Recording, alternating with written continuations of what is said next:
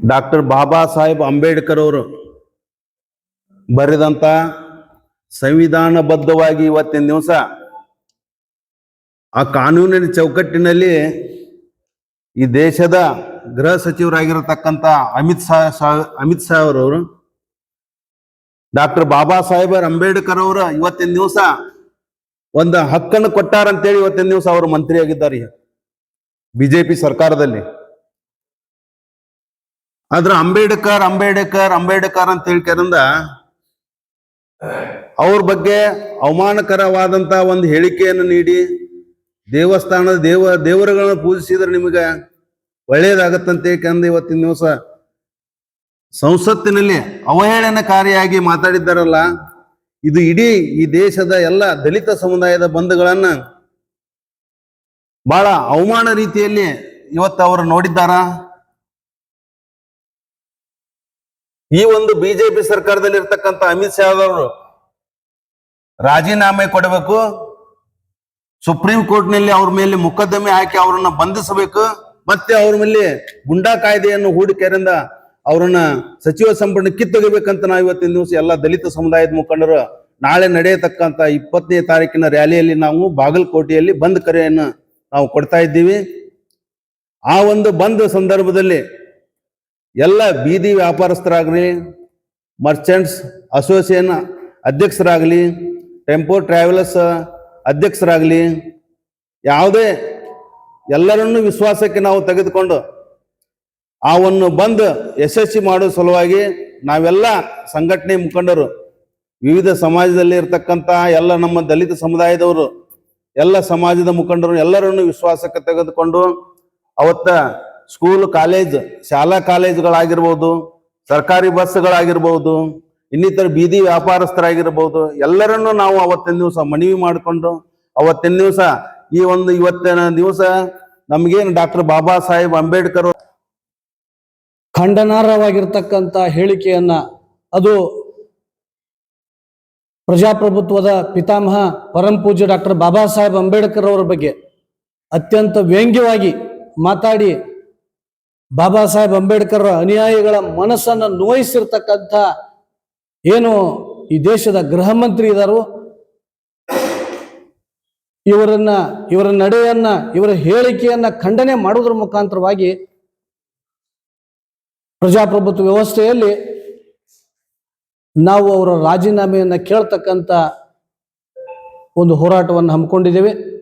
ಆ ಹೋರಾಟದ ಪ್ರಯುಕ್ತ ಇದೇ ದಿನಾಂಕ 20ನೇ ತಾರೀಕು ಸೋಮವಾರ ದಿವಸ ಬಾಗಲಕೋಟೆ ನಗರವನ್ನು ಬಂದ್ ಮಾಡೋದ್ರ ಮುಖಾಂತರವಾಗಿ ಎಲ್ಲ ಸಂಘಟನೆಗಳ ಒಕ್ಕೂಟದಿಂದ ಪಕ್ಷಾತೀತವಾಗಿ, ಜಾತ್ಯತೀತವಾಗಿ, ಧರ್ಮಾತೀತವಾಗಿ ಎಲ್ಲ ಸಮುದಾಯಗಳವರು ಇವತ್ತು ಸಕ್ರಿಯರಾಗಿ ಈ ಬಂದಲ್ಲಿ ಭಾಗವಹಿಸುವುದರ ಮುಖಾಂತರವಾಗಿ ಈ ಕಾರ್ಯಕ್ರಮವನ್ನು ಯಶಸ್ವಿಗೊಳಿಸಬೇಕು ಅಂತೇಳಿ ಈ ಮುಖಾಂತರವಾಗಿ ಮತ್ತೊಮ್ಮೆ ತಮ್ಮ ಮೂಲಕ ನಾನು ಕೇಳ್ಕೊಳ್ತಾ, ಬಾಗಲಕೋಟೆ, ನವನಗರ ಮತ್ತು ವಿದ್ಯಾಗಿರಿ ಈ 3 ಪ್ರದೇಶಗಳಲ್ಲಿ ಕೂಡ ಇರ್ತಕ್ಕಂಥ ಎಲ್ಲ ವರ್ತಕರು ಮತ್ತು ವಾಹನ ಚಾಲಕರು, ಬೇರೆ ಬೇರೆ ಎಲ್ಲ ಚಟುವಟಿಕೆಗಳಲ್ಲಿರ್ತಕ್ಕಂಥ ನಾಗರಿಕರು ನಮ್ಮ ಈ ಬಂದ್ಗೆ ಸಹಕಾರ ನೀಡಬೇಕಂತ ಹೇಳಿ ಅವರಲ್ಲಿ ಕೇಳ್ಕೊಳ್ತೀವಿ.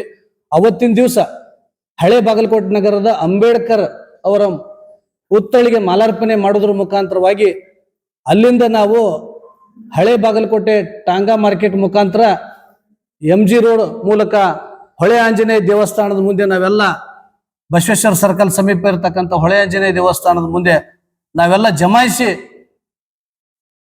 ಈ ಒಂದು ಕೃತ್ಯವನ್ನ, ಏನು ಬಾಬಾ ಸಾಹೇಬ್ ಅಂಬೇಡ್ಕರ್ ಅವರ ಹೆಸರು ಹೇಳುವುದನ್ನ ಬಿಟ್ಟು ನೀವು ದೇವರ ನಾಮಸ್ಮರಣೆ ಮಾಡಿದ್ರೆ ನಿಮಗೆ ಮುಕ್ತಿ ಸಿಗ್ತಾ ಇತ್ತು ಅನ್ನುವಂಥ ಏನು ವ್ಯಂಗ್ಯ ಇದೆಯಲ್ಲ, ಅದಕ್ಕೆ ಇವತ್ತು ಯಾವ ದೇವರಿನಿಂದ ಇವತ್ತು ನಮಗೆ ಮುಕ್ತಿ ಸಿಕ್ಕಿರೋ ಬಾಗಲಕೋಟೆದಲ್ಲೂ ಕೂಡ ಇದೇ ಬರ್ತಕ್ಕಂಥ ಸೋಮವಾರ ದಿನ 20ನೇ ತಾರೀಕಿಗೆ ಬಾಗಲಕೋಟೆಯನ್ನ ಬಂದ್ ಕರೆ ಕೊಡುವುದರ ಮೂಲಕ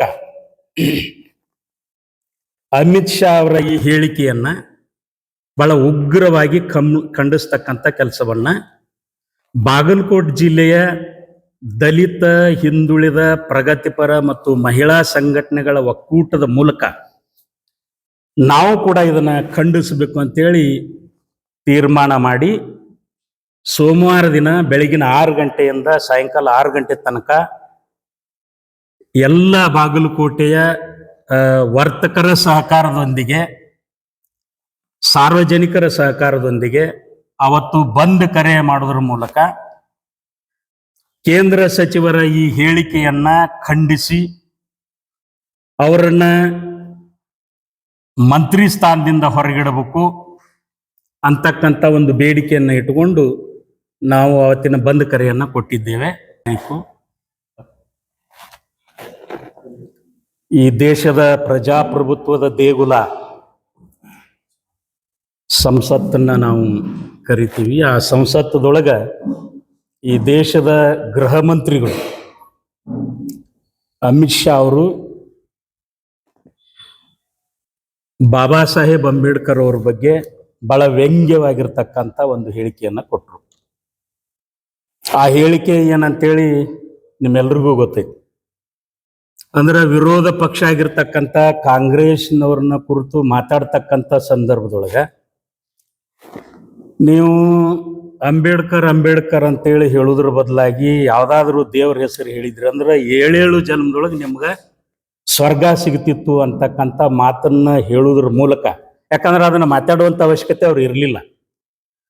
ಅಂಬೇಡ್ಕರ್ ಅವ್ರನ್ನ ಅದರೊಳಗೆ ಎಳೆದು ತಂದು ಅಂಬೇಡ್ಕರನ್ನ ಅವಮಾನ ಪಡಿಸಿರ್ತಕ್ಕಂಥ ಒಂದು ಘಟನೆ ಅದಾಗ್ತಿದ್ದಂಗನೆ ಇಡೀ ಭಾರತ ದೇಶಾದ್ಯಂತ ಬಹಳ ದೊಡ್ಡ ಪ್ರಮಾಣದೊಳಗೆ ಪ್ರತಿಭಟನೆಗಳು ನಡೆಯಕತ್ತವ. ಕರ್ನಾಟಕ ರಾಜ್ಯದಲ್ಲೂ ಕೂಡ ನಡೆಯಕತ್ತವ. ಅಮಿತ್ ಶಾ ಅವರನ್ನ ಮಂತ್ರಿ ಸ್ಥಾನದಿಂದ ಹೊರಗಿಡಬೇಕು ಅಂತಕ್ಕಂಥ ಬೇಡಿಕೆಗಳು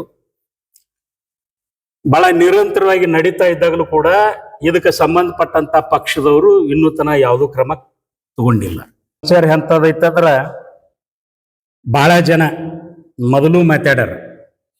ಈ ಸಂಘ ಪರಿವಾರದ ಹಿನ್ನೆಲೆಯಿಂದ ಬಂದಿರತಕ್ಕಂತಹ ಬಹಳಷ್ಟು ಬಿಜೆಪಿಯ ನಾಯಕರು ಆಗಾಗ ಅಂಬೇಡ್ಕರ್ ವಿರುದ್ಧ, ಸಂವಿಧಾನದ ವಿರುದ್ಧ ಮಾತಾಡ್ತಕ್ಕಂಥದ್ದನ್ನ ನೋಡ್ಕೊತಾನೆ ಬಂದಿವಿ ನಾವು.